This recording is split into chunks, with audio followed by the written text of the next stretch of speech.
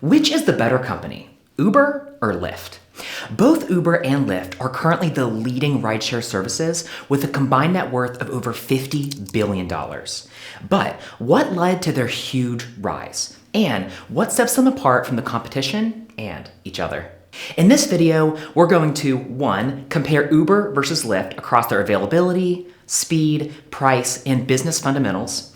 2. Explain the most important metric to assess a rideshare company. 3. Share the tools we use to demonstrate our analysis. And 4. Show how you can use the same tools for your business.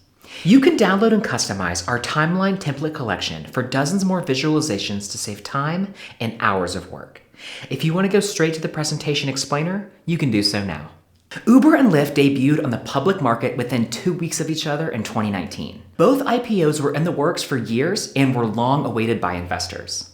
While today, Uber is available globally in over 650 cities and regions, while Lyft is still only available in the US and Canada. But because of Lyft's regional focus, it is more available in US cities than Uber is. Despite Uber's larger size, Uber only has twice the cash as Lyft.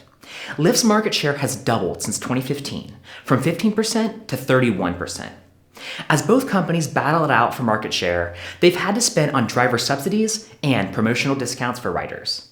It's a strategy that has caused both companies to burn through a lot of cash. Uber has reportedly spent over $11 billion since its founding. Kind of sounds like me after 10 p.m. on Amazon. But this year, for the first time in its history, Uber announced it will be cash flow positive for the full 2022. While it has been normal to make a loss for extended periods in the tech sector, Uber did so for longer than others. Now, let's plot Uber's history with one of our many timeline templates. Uber was founded in 2009 as Uber Cab.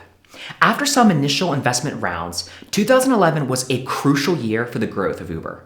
Its ride-sharing service first went live in New York in May 2011, before national expansion began in September in Chicago. By December, the company had expanded internationally with its launch in Paris.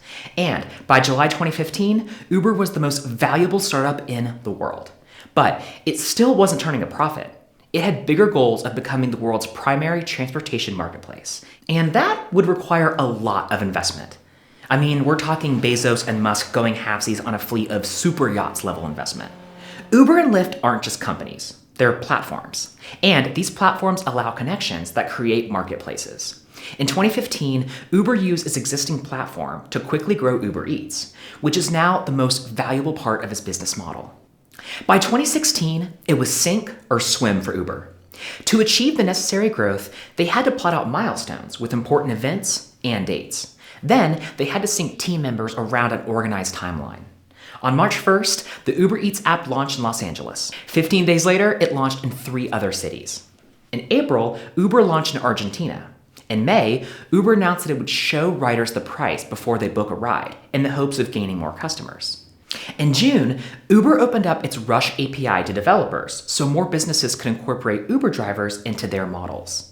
In August, Uber announced it would launch a service with self-driving cars. Kind of scary, right?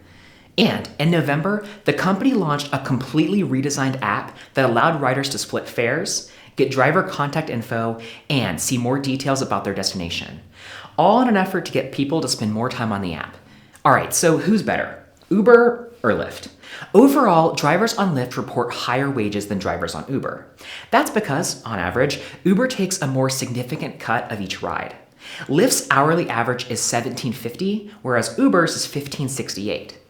In terms of speed of service, Uber has significantly higher operating earnings than Lyft, and that's due in large part to this pricing strategy. In the US, Uber charges passengers more per mile than Lyft.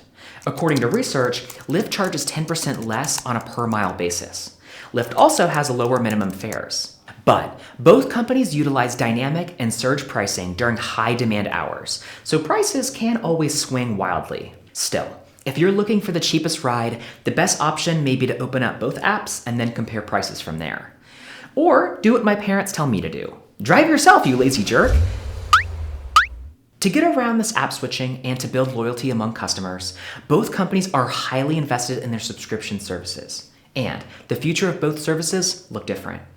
Uber will focus on consumer delivery services such as Uber Eats and logistics, while Lyft will focus on its micromobility businesses, including its popular bike share.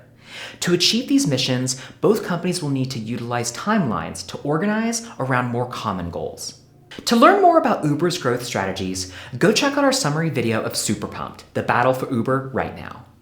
The tool we use to showcase Uber's growth in this video is part of our timeline template collection, which has dozens of visualizations that you can use for any business need. Timelines keep your projects on track and are extremely useful to show context and set expectations for stakeholders. They show what you're currently at in a project, what you've accomplished so far, and help set deadlines and expectations. Let's review some of the top timeline tools from this presentation. This is a common left-to-right visualization that tracks events, dates, project stages, and key milestones. The 12 events easily divide this visualization into a 12-month timeline if needed.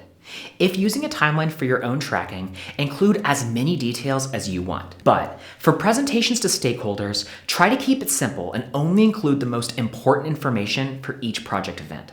The Gantt chart visualization is also grouped by weeks, but can quickly be changed into months. The highlighted week indicates where the project is currently at. The chart is divided by function, with each department's task listed underneath. This visualization is useful to view the time period that tasks require and the personnel responsible for each. The 30, 60, 90-day plan zooms in on key milestones and identifies the most important deadlines. See what's important across each time period, then provide a detailed description of quarterly accomplishments. Identify the most important aspects of a new project or introduce accomplishments and progress markers to a new role. The multi-stream timeline shows subtasks under a single topic or project. Each one has its own workstream. This timeline provides a 6-month view, but it can be updated to 12 months with increments of 2. X's or check marks show which tasks have been completed or not, with space underneath to write notes. And last but not least, a calendar view lets you plot tasks by date. Easily adjust the dates to correspond with the current month and year. A legend allows you to color code tasks to decide which stakeholder or department is responsible for what. And if you want more calendar visualizations, check out our video on the top 5 calendar planners with productivity tips from Bezos and Musk.